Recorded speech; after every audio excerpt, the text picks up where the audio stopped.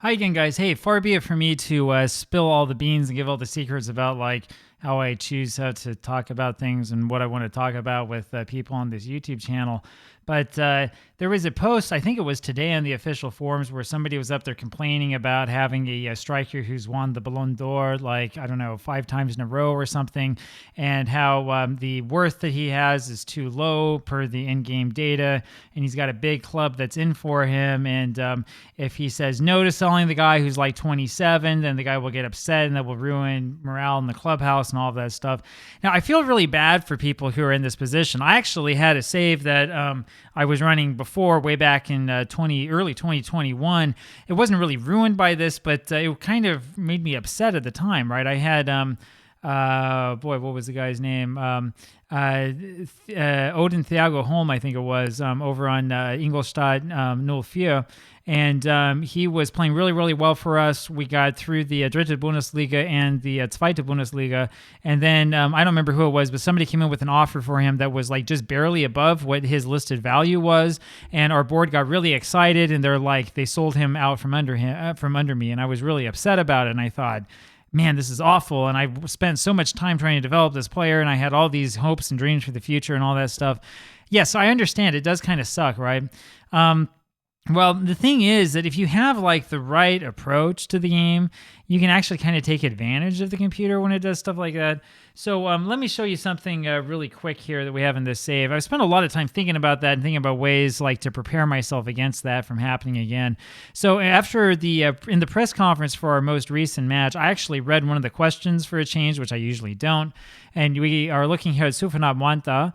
And it turns out one of the questions says, there's been a lot of transfer speculation about Mwanta. What do you think about it? And I said, whatever the second option from the left was, and everybody liked me for it because that's how you play Football Manager.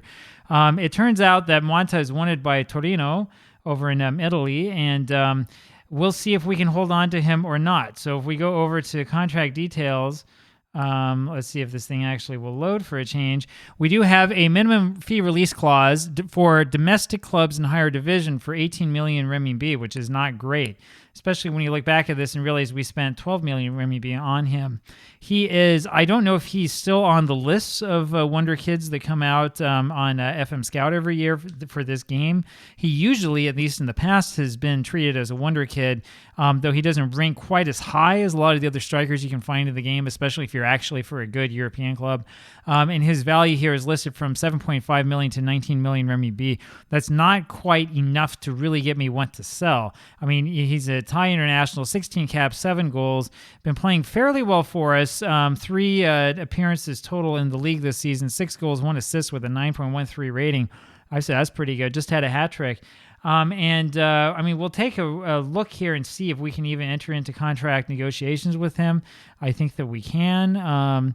We take this stuff off and negotiate contract. We already have him on as the star player, but you can see the problem here is he wants a minimum fee release clause, which is lower than what we have, and a non-promotion release clause as well, which is also lower than what we already have.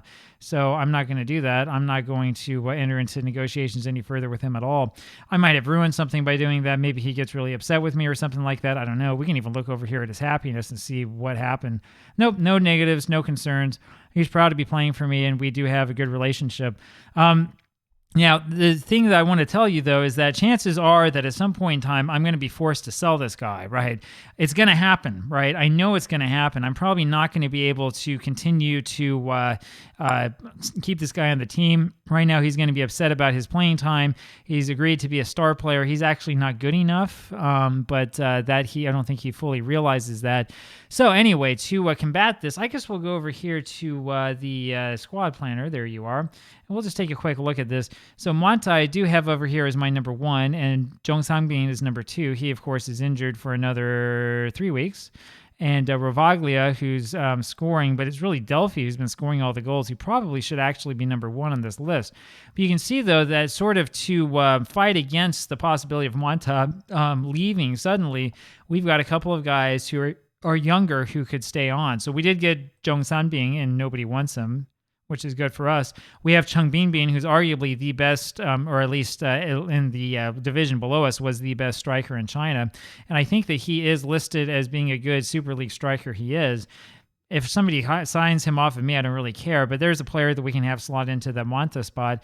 And then we have the young guys, Miguel Sandberg, who I introduced before. This is the Swedish-Taiwanese kid, 21 years old. And we have Li Qiang, who's 17 years old and who I think scored on his debut. No, he's had 2 appearances, 1 goal, 7.4 average rating. Pretty good. If you think that's good, then we'll go over to the under 21s. And it's going to take a while because the game will kind of glitch out because I have so many players. But once this opens up, we'll take a look and we'll see that we have actually a whole ton of potential strikers waiting in the wings that we can deal with and that we can play with if the time comes.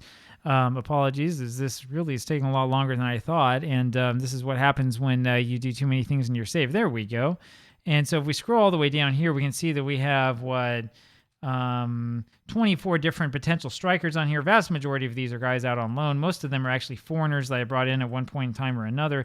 Some of these guys, like Amat Jung, we are going to try to train at the club, but we're going to end up selling him off. Some of these other guys, like you remember Luciano Parra, right? We could bring him back up. I don't think that he's actually good enough for this level, and he stopped scoring goals last year, right around the end of the season. We go back over to the under-19s. We're going to have the same problem with having too many players for us to really look at it. But we have 1, 2, 3, 4 that we can see right there, dedicated strikers. And then we have a whole bunch of other guys who technically can play on the right or left side, but who also have striker in them. Gives us a total of 17, right? Some of these guys don't have the best personality in the world, but we do have guys like Zhang Lei, who's professional, 16 years old, who also could eventually rise up, maybe play on the left wing or play as a striker for us. And though he's not quite good enough yet, I do think that he may be able to improve. I don't agree with this coaching assessment. We got him for free, for nothing.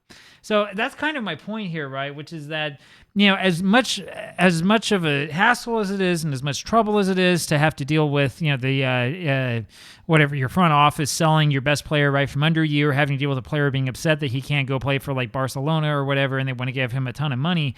My advice is to try to combat the situation by always having players on hand. Ideally, you want to have a whole bunch of players, at least 3 on your first team and others on your other teams, who are competing for every single spot that you have on the club.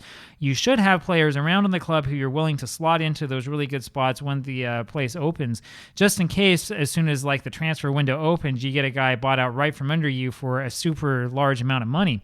Then when you get the money, instead of turning around and saying, I need to get like another, 27-year-old striker who's going to go be a big star, instead invest in youth and get as many young players as you can, guys with good personalities who don't have a whole bunch of problems, who you usually can get for cheap. Bring them on and develop them and see how they do after a couple of years. And then ideally, you will have a bunch of players there ready to replace the ones who are sold out from under you. That's my advice. That's the way that I would work on trying to avoid this issue and trying to make it so that the computer doesn't completely screw your game up and you end up in a position where you can't do anything. I know it's not always feasible, it's not always possible, but instead of doing what some of the bigger Football Manager online celebrities do and just like pay attention only to the first team and not really care about anything else, you should pay more attention to your youth and pay attention to try to building them up. Because ideally, you'll have one guy after another who can slot into this position, who's been playing in your system for years, and then it's a much easier and much smoother transition. And there you go. Then you can spend all of your time playing this game, selling money, and becoming extraordinarily rich, and not having to worry about those homegrown at club and homegrown in nation issues. Anyway, there goes my opinion on that. Love to know what your thoughts are, and I'll see you tomorrow with more action. Bye.